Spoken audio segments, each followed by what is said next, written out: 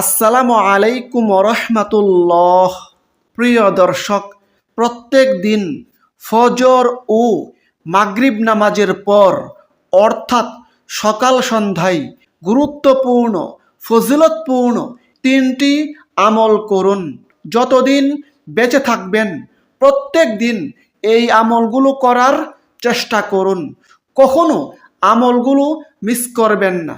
বিনিময়ে আল্লাহ তাআলা আপনার প্রতি সন্তুষ্ট হয়ে যাবেন। আল্লাহ তাআলা আপনার এই জীবনের সকল গুনাহ মাফ করে দিবেন। অসংখ্য পরিমাণে নেকি যুক্ত হবে। জান্নাত ওয়াজিব হয়ে যাবে। নবীজি নিজ হাত ধরে আপনাকে জান্নাতে নিয়ে যাবেন ইনশাআল্লাহ।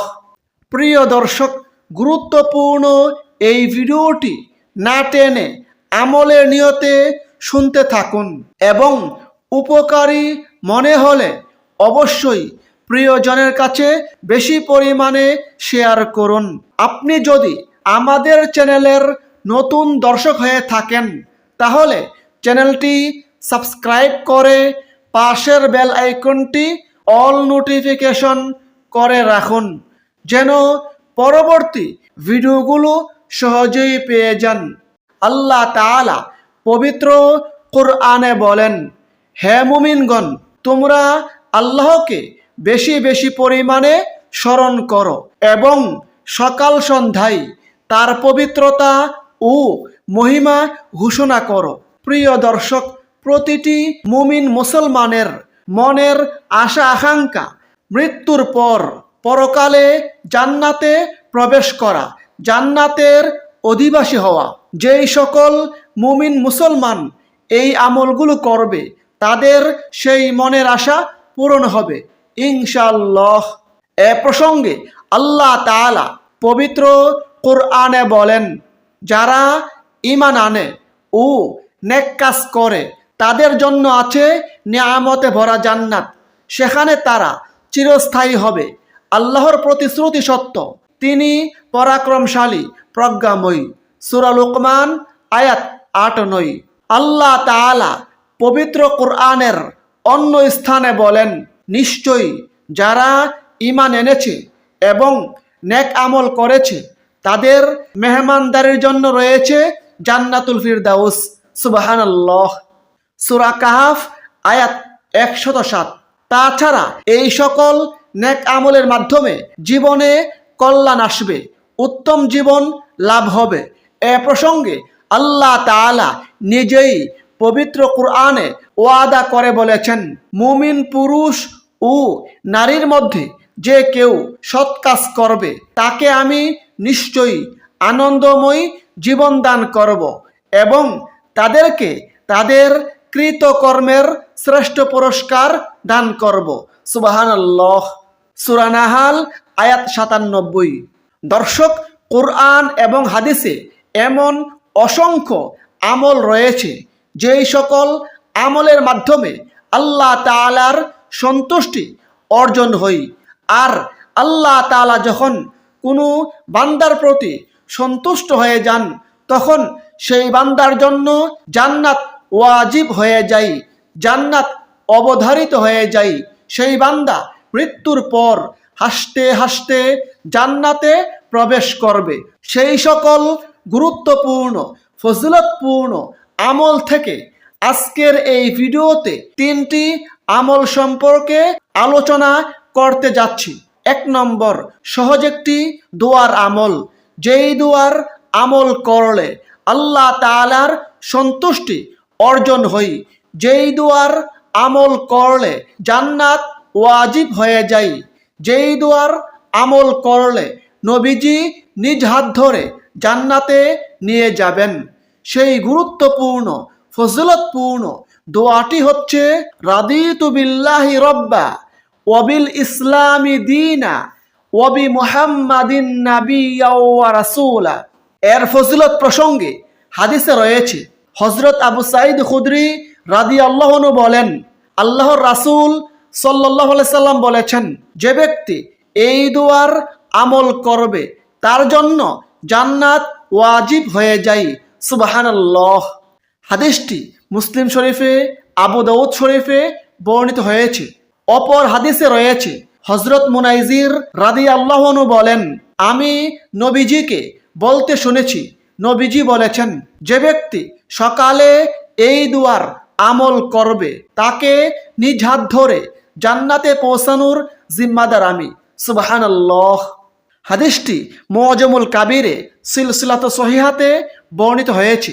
অপর হাদিসে রয়েছে, হযরত সাওবান রাদিয়াল্লাহু আনহু বলেন, নবীজি বলেছেন, যে ব্যক্তি সন্ধ্যাবেলায় এই দুয়ার আমল করবে তার উপর সন্তুষ্ট হয়ে যাওয়া আল্লাহ তাআলার হক।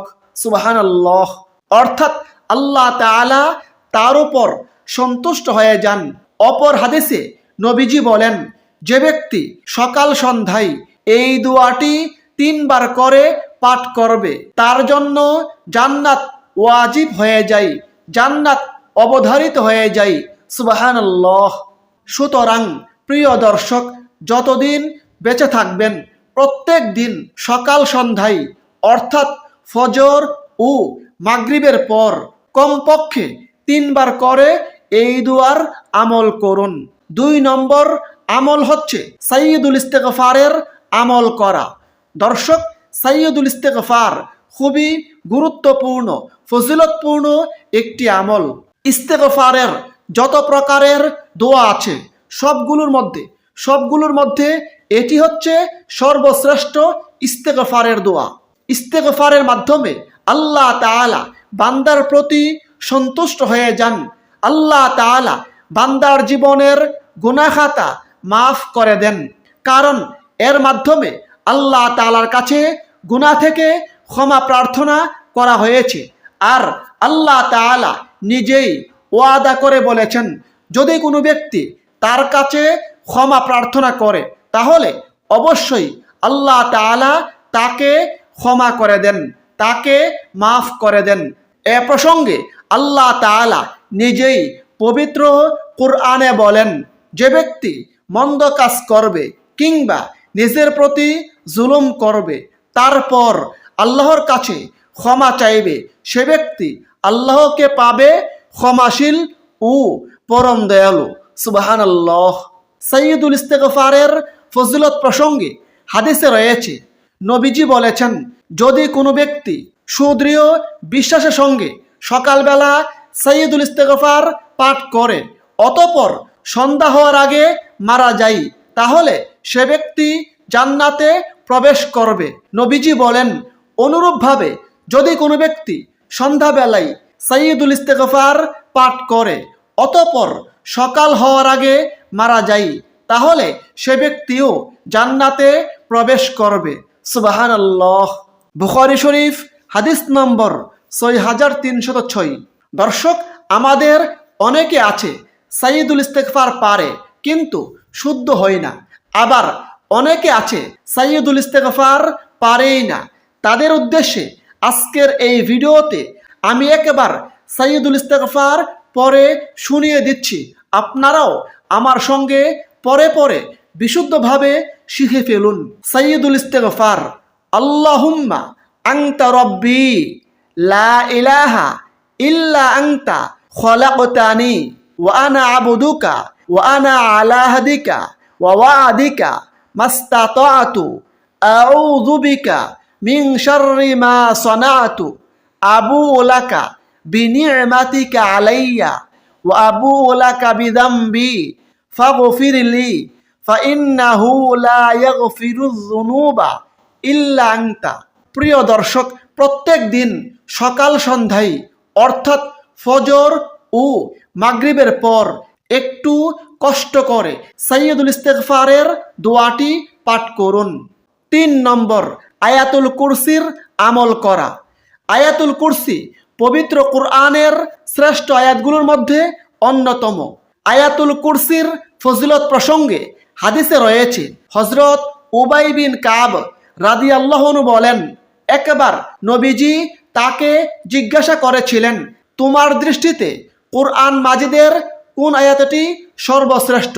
তখন তিনি বলেছিলেন, আল্লাহু লা ইলাহা ইল্লা হুয়াল হাইয়ুল কাইয়ুম, অর্থাৎ আয়াতুল কুরসি।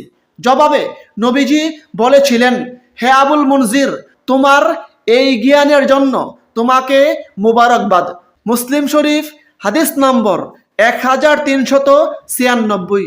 অপর হাদিসে রয়েছে, হযরত আবু উমামা রাদিয়াল্লাহু আনহু বলেন, আল্লাহর রাসূল সাল্লাল্লাহু আলাইহি সাল্লাম বলেছেন, যে ব্যক্তি প্রত্যেক ফরজ নামাজের পর আয়াতুল কুরসি পড়বে তার জন্য জান্নাতে প্রবেশের পথে মৃত্যু ছাড়া আর কোনো অন্তরায় থাকবে না, অর্থাৎ আর কোনো বাধা থাকবে না। সুবহানাল্লাহ। নাসাই শরীফ হাদিস নম্বর 9448, তবরানী শরীফ হাদিস নম্বর 7832।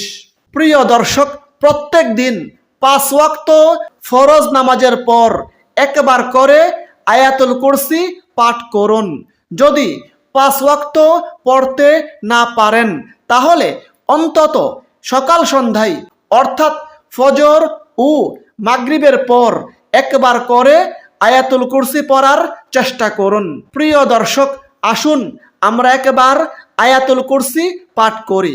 বিসমিল্লাহির রহমানির রহিম। আল্লাহু লা ইলাহা ইল্লা হুয়াল হাইয়ুল কাইয়্যুম লা তাখুযুহু সিনাতুন ওয়ালা নাওম লাহু মা ফিস সামাওয়াতি ওয়া মা ফিল আরদ মান যাল্লাযী ইয়াশফাউ ইনদাহু ইল্লা বিইযনিহি ইয়ালামু মা বাইনা আইদিহিম ওয়া মা খালফাহুম ولا يحيطون بشيء من علمه إلا بما شاء وسع كرسيه السماوات والأرض ولا يؤوده حفظهما وهو العلي العظيم। মহান আল্লাহ তাআলা আমাদের সকল মুসলিম উম্মাহকে এই গুরুত্বপূর্ণ ফজিলতপূর্ণ আমলগুলো প্রত্যেক দিন পালন করার তৌফিক দান করুন। আমিন। আসসালামু আলাইকুম ওয়া রাহমাতুল্লাহ।